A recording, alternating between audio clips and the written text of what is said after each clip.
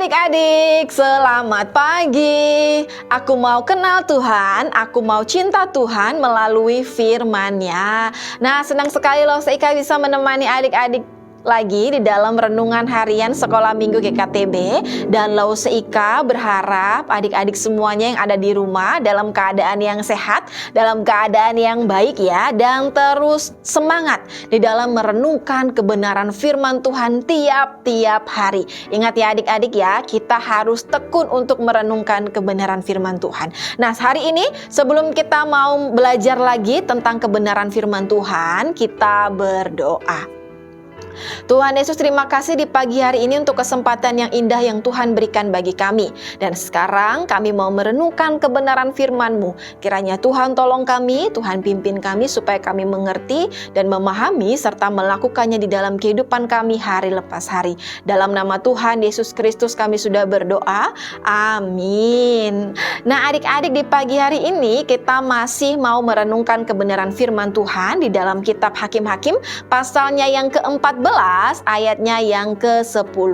Adik-adik bisa membaca di dalam Alkitabnya masing-masing ataupun di layar ini, dan Lause Ika akan membacakannya untuk kita semuanya. Demikianlah firman Tuhan. Setelah ayahnya pergi kepada perempuan itu, Simson mengadakan perjamuan di sana. Sebab demikianlah biasanya dilakukan orang-orang muda.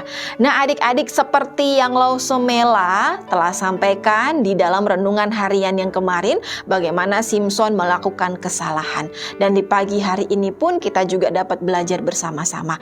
Perlu untuk kita ingat kembali bahwa Simson ini adalah seorang nasir Allah, orang yang dikhususkan untuk melakukan kehendak Tuhan, orang yang dikhususkan untuk melakukan perintah Tuhan, yaitu menyelamatkan orang-orang Israel dari orang-orang Filistin. Oleh sebab itu, sebagai seorang nasir Allah, ia harus melakukan apa yang Tuhan kehendaki, dan ada beberapa hal, ada beberapa tindakan yang tidak boleh untuk dilakukan sebagai seorang nasir Allah. Kalau kita ingat kembali di dalam pasal yang ke-13, di dalam renungan harian beberapa waktu yang lalu, malaikat Tuhan menampakkan diri kepada ibu Simson, mengatakan supaya apa? Supaya ibunya ini jangan minum anggur atau minum-minuman yang memabukkan, bahkan jangan makan sesuatu yang haram. Ketika Simson dikandung oleh ibunya, tidak boleh dikotori, tidak boleh dinodai dengan sesuatu yang haram,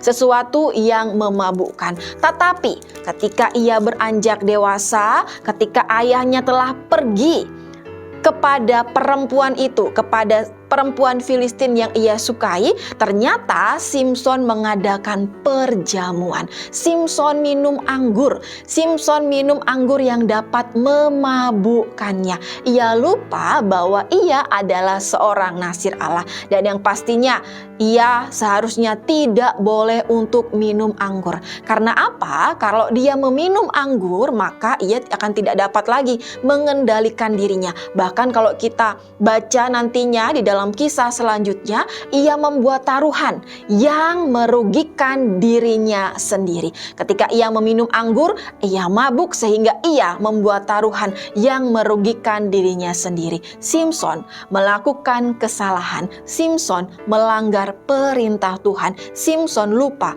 bahwa ia adalah seorang nasir Allah. Nah, adik-adik, melalui perenungan firman Tuhan di pagi hari ini, kita pun juga belajar bersama-sama ya, bahwa sebagai anak-anak yang mengasihi Tuhan, pastinya kita harus melakukan apa yang Tuhan kehendaki, apa yang Tuhan perintahkan.